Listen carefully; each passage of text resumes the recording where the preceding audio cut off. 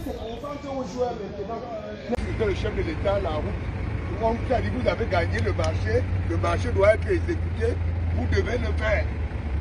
Donc arrêtez vos petits gros mots là pour dire que rien ne persuader la route. Les populations n'ont pas besoin de ça, on a besoin de la route. Mesdames et messieurs, bonjour. Je suis Léonard Fandja, le journaliste patriote. Je suis le directeur de publication du journal en ligne lesvisagesdafrique.com, une presse panafricaine bilingue dont la ligne éditoriale est le combat pour le triomphe de la justice et de la vérité.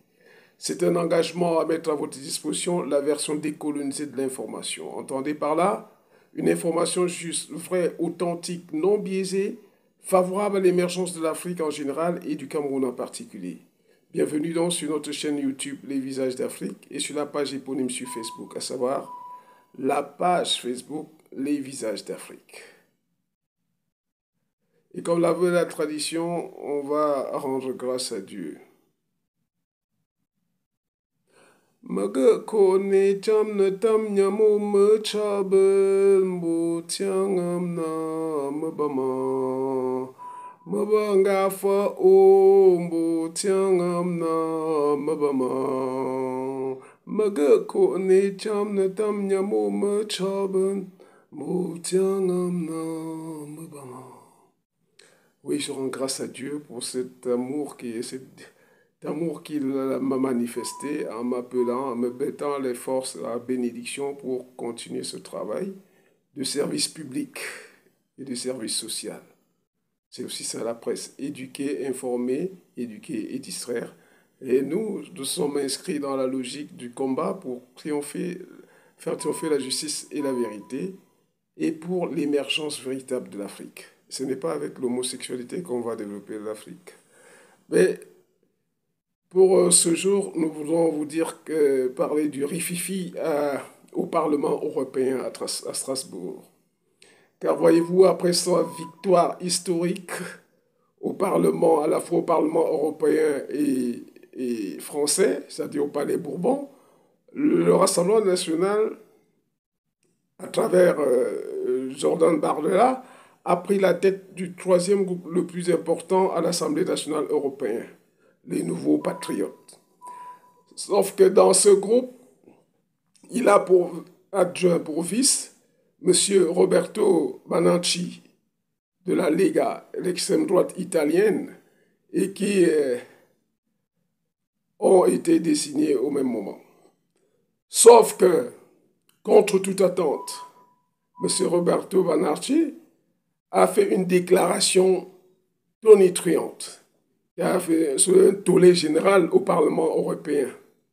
En effet, le député italien a déclaré que un couple homosexuel est un couple anormal et que le couple normal est un couple hétérosexuel.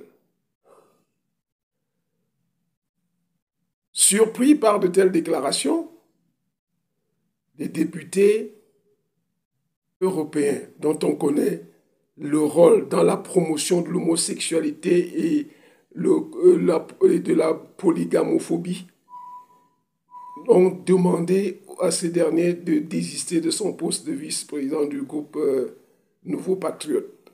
Ce dernier a opposé une fin de non-recevoir en disant qu'il réitère qu'un couple homosexuel n'est pas un couple normal et que la norme parle de couple hétérosexuel.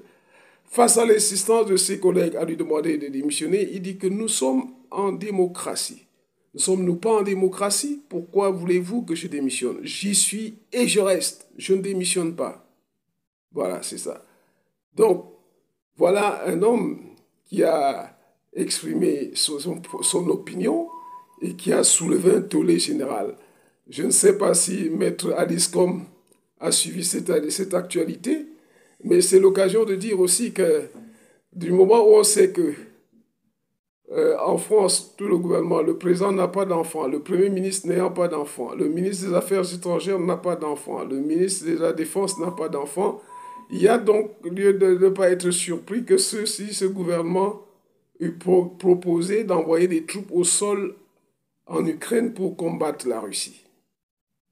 Donc, face à une telle situation, nous, de notre côté, nous proposons aux Occidentaux de faire partir tous les pays homosexuels qui sont, selon eux, en difficulté en Afrique, vers leur pays, leur ouvrir les frontières où ils vont s'exprimer comme la Camerounaise qui a été, ou je vais dire Camerounais ou Camerounais, celui qui est trans, ou celui ou celle qui est trans là, qui est passé à France 24 dernièrement, qui disait déjà qu'en Europe, elle est plus à l'aise, contrairement à ce qu'elle vivait au Cameroun, surtout en prison où tout le monde lui passait dessus.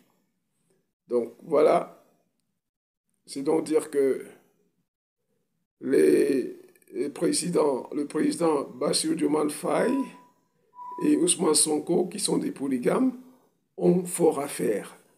Nous en comptons sur eux pour promouvoir vraiment cet état de choses qui relève de la culture africaine. Il n'est donc pas question que les gens nous l'imposent. L'Église permet à ceux de l'Irak de se marier, mais le refuse en Afrique. De grâce, laissez ceux qui le veulent s'engager en polygamie. L'essentiel étant d'être un polygame digne, juste, qui ne sache pas, qui ne verse pas dans la discrimination. Parce que le foyer polygamique est le cercle d'apprentissage de la gestion.